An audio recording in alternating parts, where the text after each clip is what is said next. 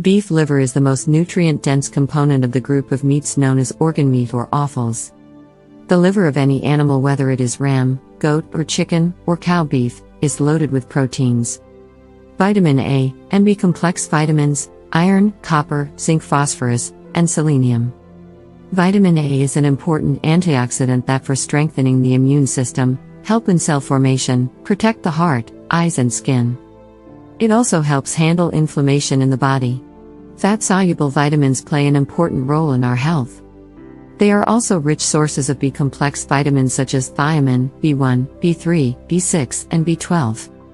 These B-complex vitamins such as B1 and B12 play an important role in our nerve health among other functions. The minerals in the beef liver such as iron, zinc, selenium, phosphorus, and copper play various important functions in our metabolism. Iron helps in building red blood cells, zinc helps to support our immune system. Copper is essential for energy production, phosphorus is essential for bone and teeth health, etc. People who have a deficiency of some vitamins such as cobalamin, vitamin B12, and thiamine, B1, may benefit a lot from eating organ meats such as the liver. The liver also contains a coenzyme known as coenzymes Q10. This may benefit people who have cardiovascular diseases.